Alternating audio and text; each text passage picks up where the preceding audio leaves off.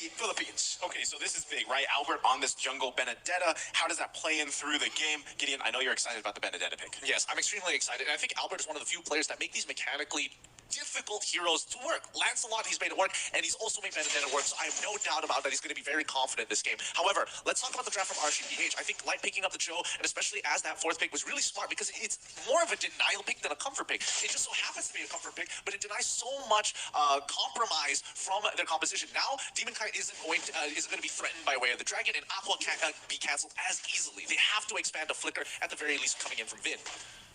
Right now, you can already see the aggression put on by RSGPH, and this is the swap in playstyles, I believe, right? We saw in game 1, game number 2, in the early stage of the game, it's actually RRQ who has that early game pressure, but this time around, RSG, with the Yi, with the Cho, that's why I kind of gasped when I saw the Cho. That's so much pressure in the early stage, so much pick potential as well, and they can really flex to it, right? They can use it up top to just find the dive up overextending, and especially that bottom side here with Matrix. I think, too, with all those things in mind, right, they're going to want to end this game sooner than later because, again, we've seen what Xavier can do, and also, again, having a Benedetta just allows you to pretty much have that plan B. If things don't work out the way that you want them to, you can push around those side lanes, causing pressure around the map to give you kind of those advantages on those bigger team fights later on, and they could play around that here. So RQ is looking pretty good with their draft. It just depends on that execution factor. Well, speaking of execution, I mean, a lot of map pressure here, especially when it comes down to Turtle, this is going to be such an important fight. And Aqua, he's not level 4 just yet. After the Siege minion, he should be able to hit that level 4 to actually participate. But Vin, if you can just slow this down somehow, I don't know how, but Light's already level 4. Yeah, RSG definitely the first one onto this electro oil blow, and he actually trades it. The eye for an eye. Oh my goodness, by Albert as he finds the retribution as well. What a performance, a play by Albert. I was just about to say he's been underperforming game number 1, game number 2 perhaps, but what? How? That was nasty. No, it's flashy. It's what you wanted, Gideon. This is Benedetta. It's so, I agree. It's really cool, but how did he know when to use the eye for an eye? How did he know? How did he predict that Light was going to try and intercept him there? Oh, well, there it is. That's been caught out by the way the dragon here. RSG equalizing kills. I'm just still quite baffled there by the play in the turtle side. This is okay, right? This is what's going to happen here. And Aqua already just trying to contest this mid lane, kind of assert his dominance here, right? Again, they swapped the heroes this time around. But going back to those points, this is what Light's going to do, right? He's going to continue to think, where can I find these picks? Where can I help these sides of the map? That's what he does best on this Cho pick. And that's why Way the Dragon is it's such a good value ultimate ability because they have great follow-up on it too. Emon has that early kill on this carry pick. Like you guys said, you know, that early kind of damage potential coming out from carry. Even if there isn't super tanky heroes on the other side, you still have to respect that damage. Absolutely. I mean, the true damage is always going to be good, especially since the Iman is opting to go for cheaper items like the Windtalker. He's going to be able to get that out a little bit more often than, well, most people would expect. And I think RRQ, in terms of how they're playing out this map, they're feeling out RSG, right? They know that RSG generally wants to be playing towards the bottom side. Esmeralda can hold her own, but RRQ, it's about the interception of these rotations. So even RSG, they're moving together as a unit, making sure that they don't fall into that trap.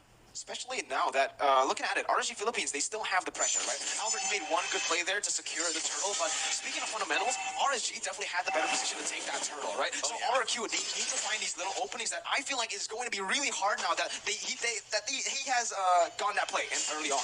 Now, RSG are going to be ready for it next time around. Albert won't have an easy time getting that eye for an eye, and look at this, Light already looking for something, goes on, but he can go on to Finn, and R7 gets bursted down, force the Flicker out here, Snatch tries to zone them away. Albert looking for the turtle, but it's still so full of HP. It's going to be tough to just try to come in onto this. That's the final blow once again. Albert loses out in retribution. Demon Kai wins in, and that's the real world inflation, locking all of them down. Finn falls as well. RSG Philippines with the pick.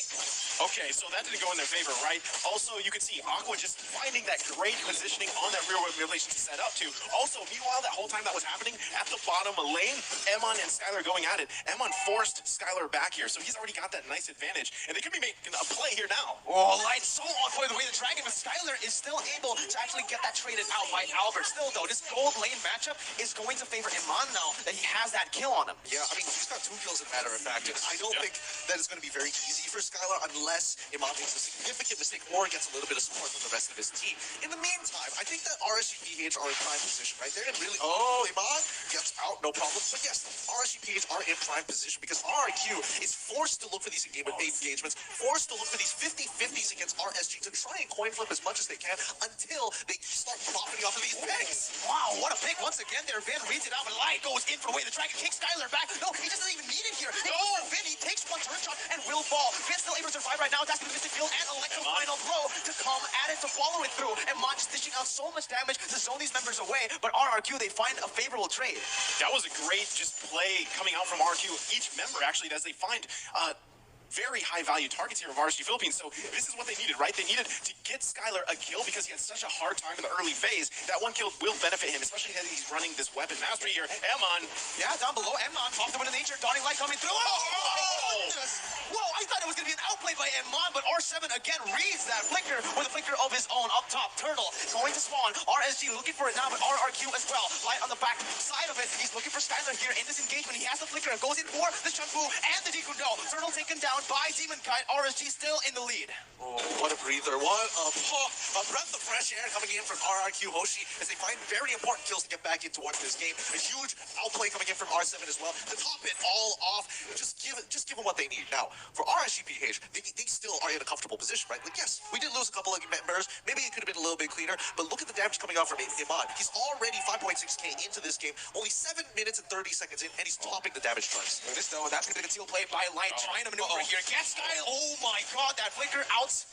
Very, very aware. Gets out of that one. Light's forced to recall as RSG look for something else on the other side of the map. Big wins, big wins. Yeah, that was great, right? Because Light still has the flicker. So if he wants to just find another moment there, they're going to force them to be very defensive here in the bottom lane. That's why they're still parking 3 members down there in the bush. Light is still looking for something. Now Demon Kite makes his way here, too. It's a party in the bottom lane. Oh, the Dawning Light, though, reveals Light. Hits onto Aqua and Iman as well. That is the Nibiru's passion by Skylar to clear it out. RSG Philippines backing up, knowing that they are overcommitting now into that bottom side. They're going to have to look for more on the board throughout the different lanes, not just tunnel vision on bottom side. Absolutely, and because of the overcommitment, they end up losing a top tier 1 current here, and that's, yes, he's feeding the information that the rest are rotating out, but this stalemate is so important. Clay is going to bait things out. Oh, but Light gets so much room here. He goes away, the Dragon Kick spins back, and that's going to be the Electro final blow on the Dawning Light. Demon kind of kills everybody here. He baits it out, as that's going to be only time we're connecting onto R7, immobilizing him, but RRQ are kiting back. Both teams losing, not only Light with the DQ no, gets on the 4, but RRQ, they were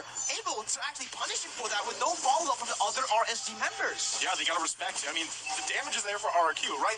Light isn't gonna be able to just continue to do that continuously throughout the game here, and that was a mistake once again on his part. Yes, it was cool, he got the 3-man Jukundo, but there was no follow-up there, he gets taken out. So, gotta be careful with those choices there, but RRQ, you gotta give it up to them. They were pretty behind early on, and now they're managing to get back into the game.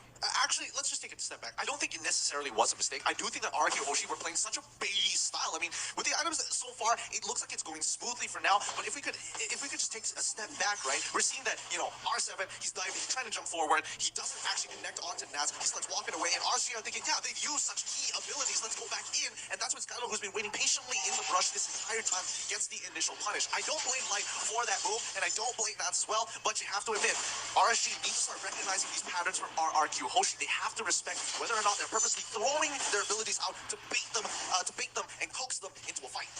Yeah, but now we're taking a look at the bottom side river where RSGPH, they are actually able to take down that bottom side turret, and with that, they will have more control over this lord. RSGPH with the gold lead still, this is going to be huge for them as they will look to commit onto more objectives. RRQ, it kind of feels like they're scrambling back and forth in the mid lane, just trying to grasp for pressure as again, R7, whenever he tries to walk into the bush, Light's always there, Iman's always there to dish out the damage. R7 goes in for the commitment. Oh, that flicker was forced out of him. Ben is looking for something here. He pops the flicker connects onto Iman, and the collapse from RRQ. Skylar picks up a double kill here, and they're looking for more. Demon Kite still able to run away. Aqua dishing all the damage, poking Vin down as that stays in that bush. RRQ will have the better time here on the Lord, but I feel like RSG, they can definitely still turn this around. Oh, do they want to risk it for the biscuit? No, it's a 50-50. Here it comes, the coin flip. Oh, Dawning Light connecting, opening up the vision for RRQ. Albert going in, but real Albert collection, and that shows out so much. Skylar going to the Wesker, and the retribution. Oh, Demon Kite, what a retribution there, and they get out as well. Aqua almost finding R7. RSG winning the trade, even when RRQ won the fight. Shouldn't RRQ just focus on that Lord? I mean, he had the retribution. Albert, what happened? Wow. It's sad. I'm not gonna lie, it's a little sad, very awkward timing, but I think RRQ were very confident that they were able to kind of zone them out there. However, Demon Kite committed his ultimate to dash through his opponents to get on top of this Lord and secure it. And now these outer turrets are all gonna start falling down. They're checking brush by brush, tier 2s under fire. Luckily, it is still the first Lord of the game, so RRQ, even with that, they still can defend here up top. But RSGPH, again, it feels like the threat keeps on growing here. The progression of the game will mean that RSG Philippines have more chances to snowball. RRQ, I feel the same way with Skylar and Clay, but it really does come down to Skylar and Clay. Will they be able to have the same impact as Aqua and Iman in the past 2 games? I mean, if the statistics show, that's a pretty deadly combo, right? The Xavier and that Beatrix and Finn. Yeah, with the undefended, pulls him back. Lights will fall. Dawning Light as well. Just onto the mid lane to clear out the minions, helping them with the push here, setting up for another one. As in the bottom side, we see Albert out of not R7 here, who is actually matching up against Nats with that mobility. Okay, just notice the difference that we're getting out of RRQ this game. They're playing more mechanically. They're playing more instinctually. We're seeing less set plays out of them compared to game 1 and 2. Where you can tell there is a step-to-step process. RRQ this time are changing the playbook.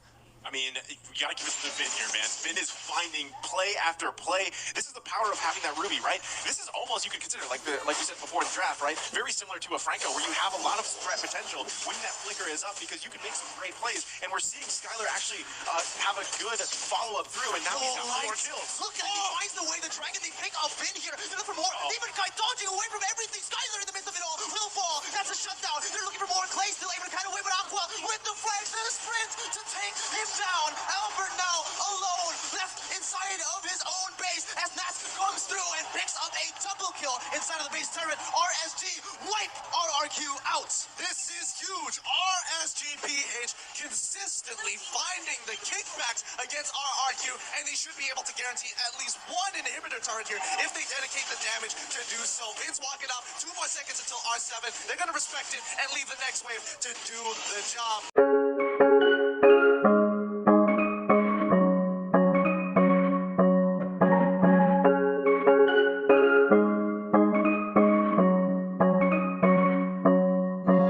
Thought it was better to wallow and swallow my pride and admit that my life was feeling so hollow and I couldn't handle it.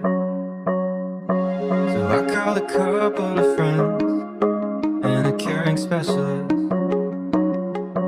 and I talked through all of my problems till they started to shrink a bit. Well, nothing's easy, but you gotta believe me, you'll never truly be alone. It's okay to ask for help, don't need to fix it all by yourself.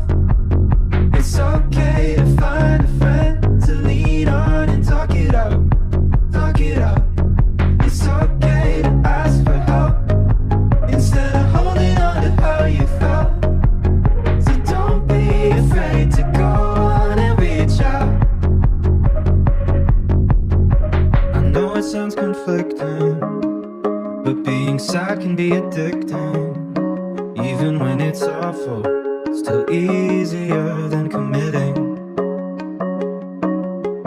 to face you might be missing and do the harder work of fixing all of the broken pieces out of place. Oh, well, nothing's easy, but you gotta believe me, you'll never truly be alone. It's okay to ask for help, don't need to fix it all